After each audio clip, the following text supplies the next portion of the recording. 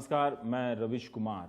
जवाहरलाल नेहरू विश्वविद्यालय के प्रशासनिक भवन के पास गुरुवार की रात कन्हैया के भाषण के बाद काफ़ी चर्चा है। कन्हैया के भाषण को लेकर काफ़ी आलोचना भी है। ज़्यादा आलोचना हो तो वही ज़्यादा बेहतर स्थिति है। लेकिन इस भाषण के बाद लोगों की दिलचस्पी इस बात में बढ़ी है कि जेएनयू का एक छात्र जब वो बोल रहा था तो अपनी शब्दावलियों को, जो जेएनयू की पारंपरिक शब्दावलियां हैं, जो उसके शब्द हैं, जिसको आप अंग्रेजी में टर्मिनोलॉजी कहते हैं, उसको तोड़ के वो जेएनयू के बाहर के लोगों को संबोधित कर रहा था। वो किसानों से बात कर रहा था, मजदूरों से बात कर रहा था, या उन मध्यम वर्ग से भी बात कर रहा था कि जिनका सपना है कि एक अच्छी यूनिवर्सिटी मिले और पढ़ने लिखने की जगह हो, व्यक्तित्व का विकास हो। और साथ ही ये जो देश प्रेम, राष्ट्र प्रेम की जो बहस हुई है, वो एक इसका दूसरा और महत्वपूर्ण पहलू है। कन्हैया क्या है, कौन है, क्या चीज़ है जो किसी को कन्हैया बनाती है, और वो क्या चीज़ है कि किसी कन्हैया को कन्हैया से कुछ और बना देता है। तो हम इन सब चीज़ों पे बात करेंगे, क्योंकि आज हमारे साथ कन्हैया खुद हैं, मौजूद हैं। ये दूसरा दिन है, वो काला जैकेट नहीं है, वो भाषण वाला। और अब लग रहा है अच्छा बच्चा नहा धोआ के आया हुआ, शरीफ। वहाँ भी शरीफ ही लग रहे थे। सबसे पहले तो मैं आपको शुक्रिया करना चाहता हूँ, और आपके चैनल के माध्यम से वो सारे लोग जो जेएनयू के साथ खड़ा हुए हैं, दरअसल वो जेएनयू के साथ नहीं खड़ा हुए हैं, वो सही को सही और गलत को गलत कहने के साथ खड़े हुए हैं। उसमें इस देश के जो गरीब लोग हैं, किसान लोग हैं, मजदूर हैं, जो पिछड़े हैं, दलित हैं, आदिवासी हैं, चाहे वो किसी भी लिंग के हों, जाति के हों, उनका एक समर्थन आया है इस आंदोलन में, इस संघर्ष में। चाहे वो वकील हों, सिविल सोसाइटी के लोग हों, या बाहर के प्रोफेसर हों, स्टूडेंट हों, हमारे कैंपस के जो कर्मचारी हैं, गार्ड हैं, टीचर हैं, हम सबको सबसे पहले बहुत बहुत धन्यवाद देना चाहते हैं। पर हम नहीं जानते कि सही क्या है और गलत क्या है अभी, चूँकि ये अभी तय होना है। अभी तो इस बहस की शुरुआत हुई है, लेकिन कई लोग जानना चाहते हैं कि क्या सही हुआ, क्या गलत हुआ 9 फरवरी की शाम को। क्या उसके बारे में डिटेल बता सकते हैं कि क्या नारे लगे थे, कौन लगाने वाले लोग थे? देखिए, सबसे पहली बात तो ये है कि मैं आपको स्पष्ट कर दूं कि मैं उस प्रोग्राम का ऑर्गेनाइज़र नहीं था। नारे लगे कि नहीं लगे इसके बारे में मैं कुछ कह नहीं सकता, क्योंकि मैं वहाँ मौजूद नहीं था। और पुलिस ने मुझे गिरफ्तार किया इस बात को कहते हुए कि आपकी सहमति थी, परोक्ष रूप से थी या नहीं थी, कैसे हो सकती है? क्योंकि एक कन्फ्यूजन है। पुलिस को लगता है कि हम प्रेसिडेंट हैं कैंपस के, तो हमारी अनुमति से ही सब कुछ होता है। मैं इसको एक उदाहरण से स्पष्ट करना चाहता हूँ। मैं कोई परमिटिंग अथॉरिटी नहीं हूँ। मेरे परमिशन से कैंपस में चीज़ें नहीं होती हैं, और मुझे लगता है कि ये मेरे दायरे में भी नहीं है। कई लोगों ने जेन्युइनली ये सवाल पूछा है कि कन्हैया प्रेसिडेंट है तो कन्हैया को रोकना चाहिए। अगर ऐसी गतिविधियां हो रही हैं तो उसे यूनिवर्सिटी को बताना चाहिए था, उसे प्रयास करना चाहिए। देखिए, पहली बात तो ये है कि मैं इस बात को लेकर के कि कोई कार्यक्रम होने वाला है, मैं इन्फॉर्म नहीं था, पहली बात। दूसरी बात, अगर मुझे इन्फॉर्मेशन होता भी तो ये मेरे दायरे में नहीं है कि मैं किसी प्रोग्राम को रोक सकूं। और सिर्फ दायरे की बात नहीं है, ये मेरी समझदारी भी है कि कैंपस के अंदर हर आदमी का, जो यूनिवर्सिटी का स्टेक होल्डर है, उसका अपना एक टास्क जो है वो डिसाइड है। सिक्योरिटी गार्ड का काम है सुरक्षा को देखना, यहाँ जो जंगल में नील गाय है उनका काम है चरना, जो कुत्ते हैं उनका काम है भौंकना, और मैं प्रेसिडेंट हूँ, मेरा काम है, मैं स्टूडेंट रिप्रेजेंटेटिव हूँ। स्टूडेंट के जो समस्याएं हैं, चाहे वो हॉस्टल का सवाल हो, फेलोशिप का सवाल हो, किसी को कमरा नहीं मिल रहा हो, मैं उन चीज़ों को एड्रेस करता हूँ। ये मेरी जिम्मेवारी है। कार्यक्रम का परमिशन देना या रोकना ये प्रशासन का काम है। मुझे वो दायरा आप तय कर लें कि क्या सब जुडिस है, नहीं है, क्योंकि मैं तो सवाल पूछूंगा ही, लेकिन फिर भी लेकिन मैं वो चाहता भी नहीं कि आप उस दायरे को तोड़ के जो मामला अदालत में है। लेकिन फिर भी मैं ये पूछना चाहता हूँ कि 2 तरह के नारे की बात हो रही थी, कि एक भारत विरोधी नारे की बात हो रही थी और एक अफजल गुरु के समर्थन के नारे की बात हो रही थी। देखिए, सबसे पहली बात तो ये है कि मुझे इस देश के संविधान में, इसकी न्यायिक प्रक्रिया में पूरी तरह से भरोसा है। इसीलिए मामला सब जुडिस है और मैं कुछ बोलूँगा नहीं। देश के माननीय गृह मंत्री अगर बोलने से मना करते हैं तो वो मामला सब जुडिस होने की बात करते हैं अपने बचने के लिए। लेकिन मैं अगर कहता हूं कि यह मामला सब जुडिस है और मैं टिप्पणी नहीं करूंगा, तो मैं अपने आप को बचाने के लिए करता हूं, बचने के लिए नहीं। इसमें फ़र्क ये है कि गृह मंत्री साहब ने फ्रेम किया है, फ्रेम किया गया है सरकार के द्वारा कुछ विद्यार्थियों को, और हम वो विद्यार्थी हैं जो न्यायिक प्रक्रिया पे भरोसा करके चाहते हैं कि वहाँ से एक परिणाम बाहर आए, इसलिए टिप्पणी नहीं कर रहे हैं। तो दोनों के टिप्पणी में फ़र्क है। लेकिन जो आम लोग हैं वो विमर्श की इन बारीकियों में उनका वास्ता कम पड़ता है, क्योंकि अपनी ज़िंदगी के रोज़गार और तमाम तरह की चीज़ों में वो फंसे हुए हैं। उनको एक सूचना मिली कि इस तरह के नारे लगाए गए हैं और वो आहत हुए। रवीश जी, आप बहुत अच्छे पत्रकार हैं और मैं आपको सुनता रहा हूँ।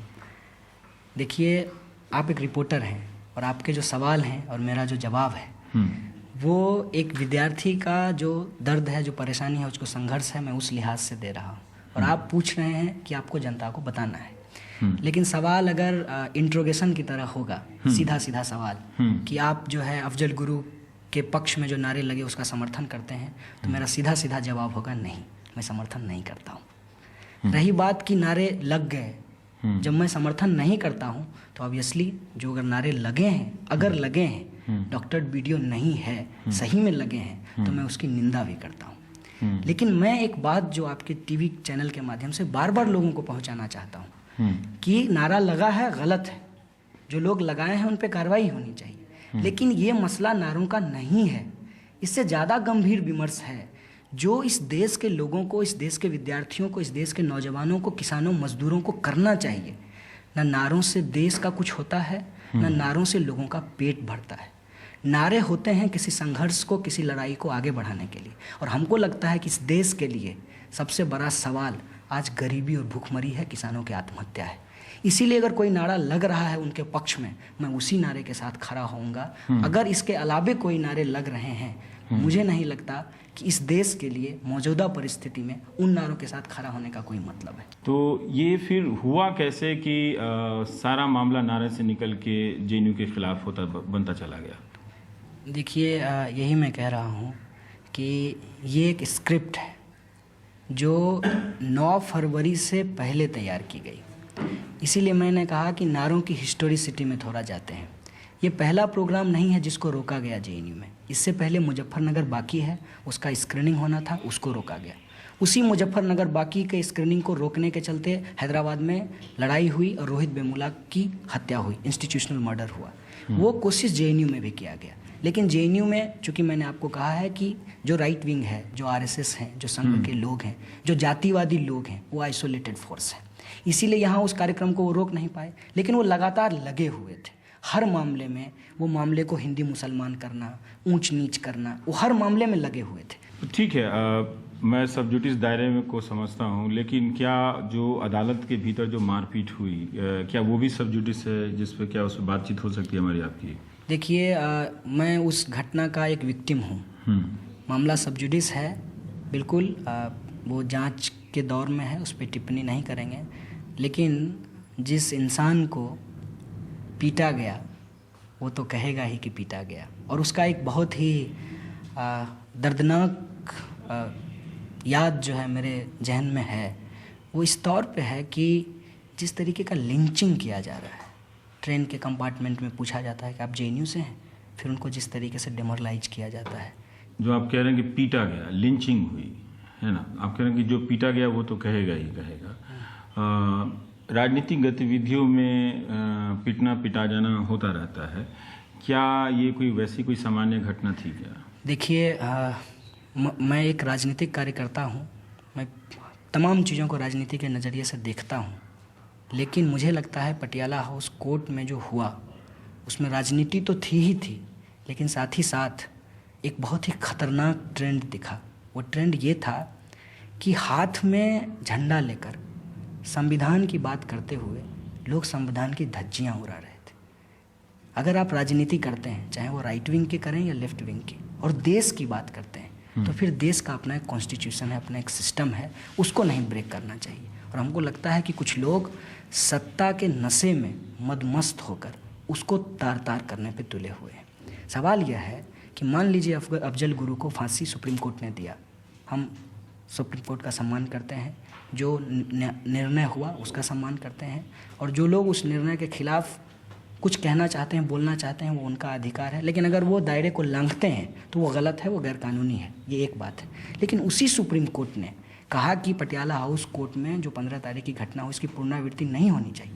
फिर जो है 17 तारीख को वो होता है। इसका मतलब जो लोग अपने आप को स्वघोषित तरीके से देशभक्त कहते हैं वो सुप्रीम कोर्ट की धज्जियाँ उड़ा रहे हैं, और दूसरी तरफ कह रहे हैं कि ये हमारे न्यायालय का अपमान है। अब देखिए, मेरे घर में मेरा भाई सीआरपीएफ में था और वो मारा गया। आपका भाई? हाँ, वो उनका नाम पप्पू था, वो मारे गए।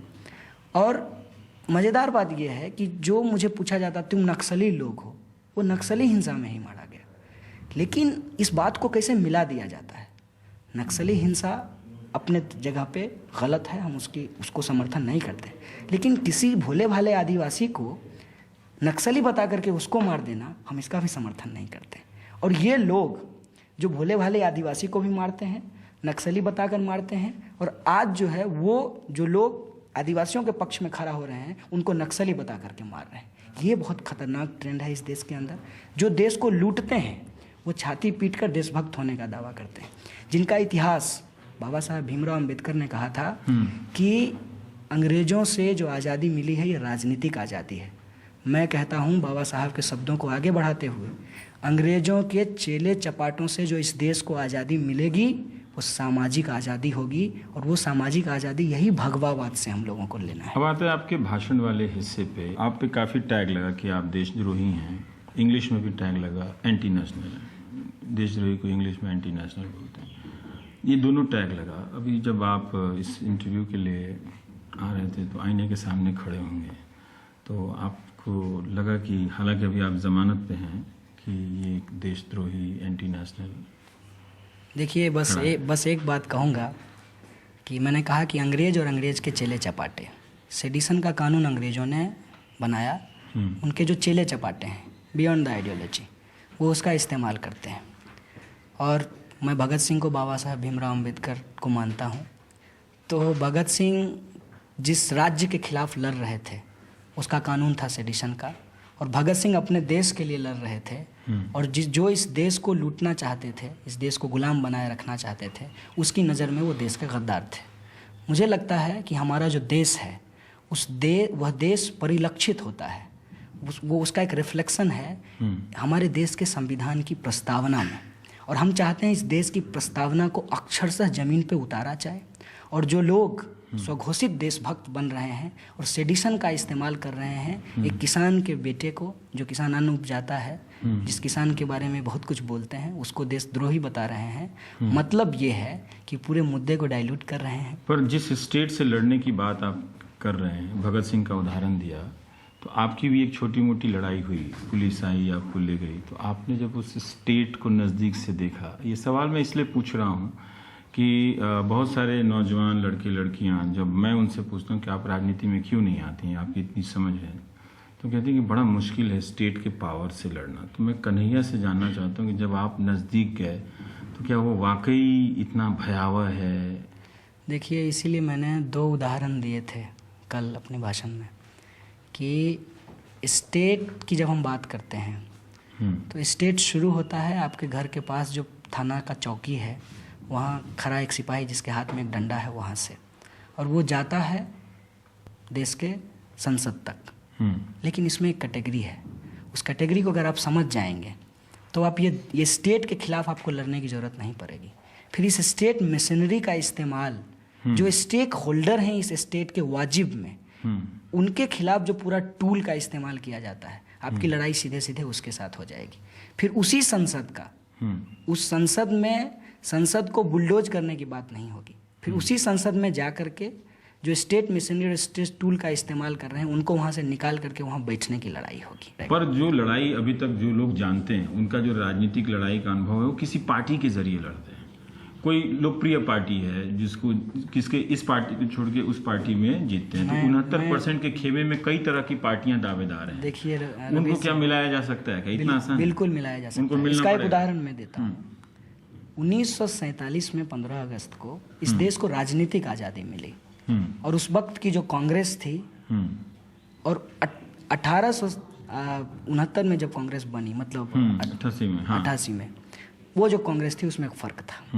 तो जब देश की जनता बदलती है उसके हिसाब से पार्टियां भी बदल जाती हैं, उसके मतलब और मायने, उसका आइडियोलॉजिकल आर्टिकुलेशन भी बदल जाता है।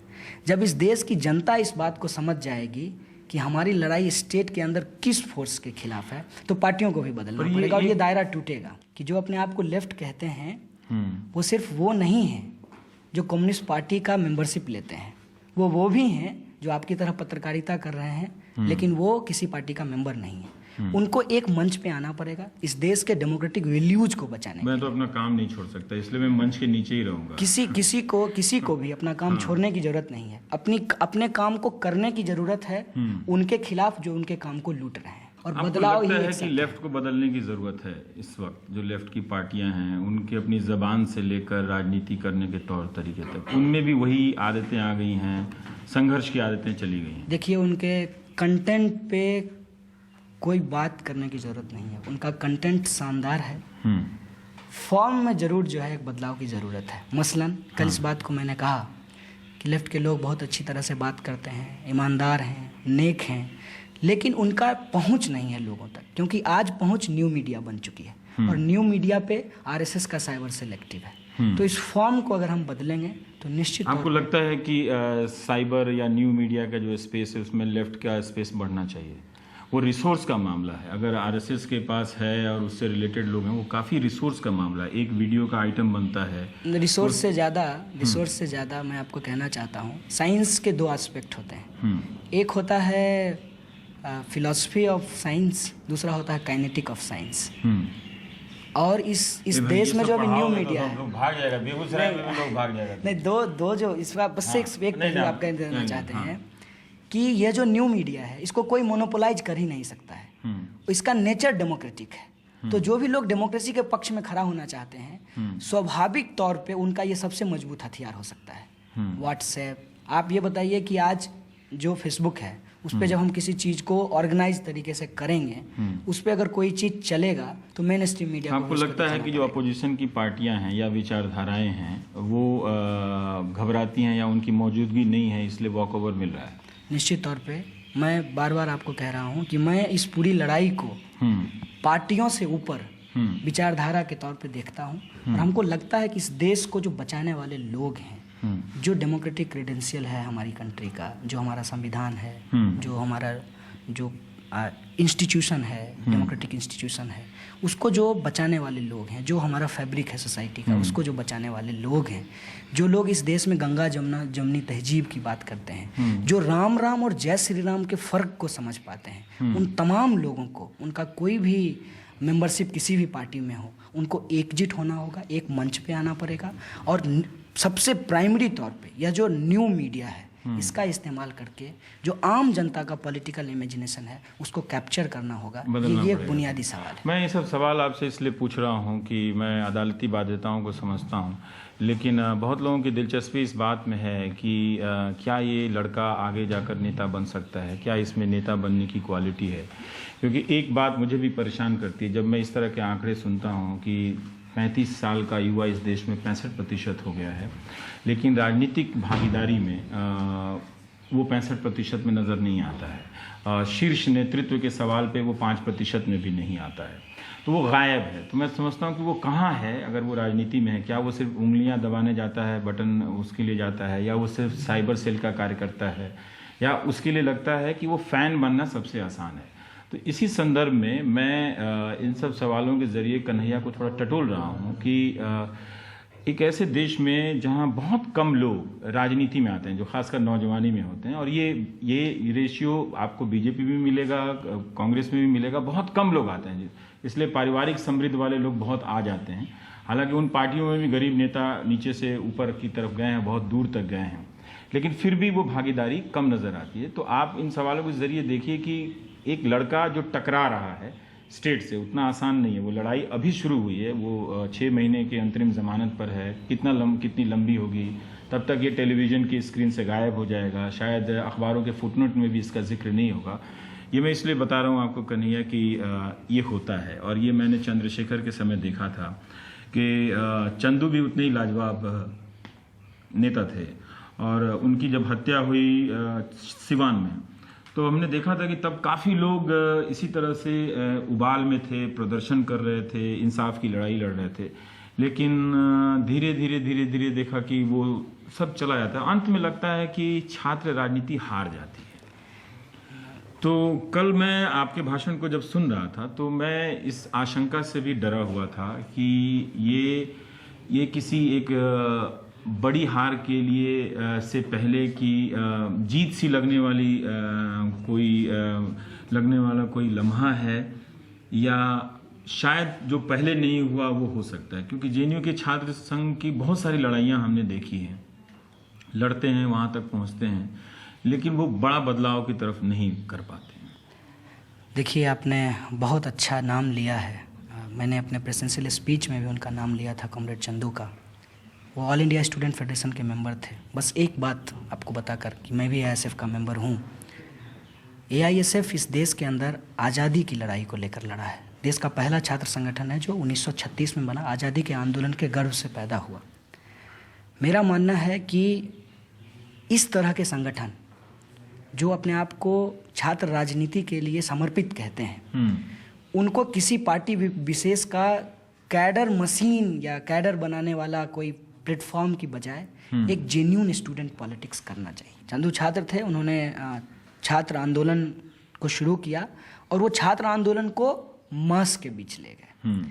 तो जो स्टूडेंट है, स्टूडेंट पॉलिटिक्स में, मैं बस इसको थोड़ा क्लियर कर देता हूँ, स्टूडेंट पॉलिटिक्स में है, वो ज़रूरी नहीं है कि वो मास पॉलिटिक्स में सीधे तौर पे जाए। वो हो सकता है कि आपकी तरह पत्रकार बन जाए, लेकिन वो उसी मास पॉलिटिक्स को अपनी पत्रकारिता से करे। हो सकता है कि कोई इंजीनियर बन जाए तो वो कंपनी की मोनोपोली को ब्रेक करे एज ए इंजीनियर। अगर कोई डॉक्टर बन जाए, स्टूडेंट और स्टूडेंट पॉलिटिक्स से जुड़ा है, तो वो जो दवाइयों के ऊपर आज पेटेंट की बड़ी लड़ाई चल रही है, उसके खिलाफ वो डॉक्टर खड़ा हो जाए। मतलब जो स्टूडेंट पॉलिटिक्स की पैदावार है वो मास मूवमेंट। अब मैं स्ट्रेटजी के पार्ट पे आता हूँ। ये आदर्श रूप में बातें सही हो सकती हैं, क्योंकि कई बार मुझे लगता है कि चंद्रशेखर का जाना सिवान, कि हम ज़मीन पे जाके राजनीति करेंगे और जेएनयू के हॉस्टल के कमरों से निकलेंगे, कई बार लगता है कि आप सीधा जाकर उस एक ऐसे चक्रव्यूह में फंस जाते हैं कि एक प्रतिभा ख़त्म हो जाती है। ये मैं इसलिए भी पूछ रहा हूँ कि रोहित वेमुला के लिए, जब मैं नहीं जानता था, जब मैं चिट्ठियाँ पढ़ रहा था, तो मुझे इस बात का ज़्यादा अफसोस है कि एक बेहद प्रतिभाशाली इंसान चला गया, जो राजनीतिक रूप से बहुत तरह के विरोधों से निकल के वो सोच पा रहा था। तो ऐसा लड़का बचा रह जाता तो वो कितनी बड़ी बात होती, वो ना मरता तो। लेकिन इसलिए मैं स्ट्रेटजी के सवाल पे पूछ रहा हूँ कि क्या आप इसको लेकर सतर्क हैं क्या, कि कहीं आज तो नारा लग गया, कल जब हम लोग सब नहीं होंगे तब क्या होगा, कहीं जब अकेले 615 से बस में जाना पड़ेगा। बहुत अच्छा सवाल पूछा है आपने। देखिए, स्ट्रेटजी का जो सवाल आपने उठाया है वो सबसे महत्वपूर्ण सवाल है।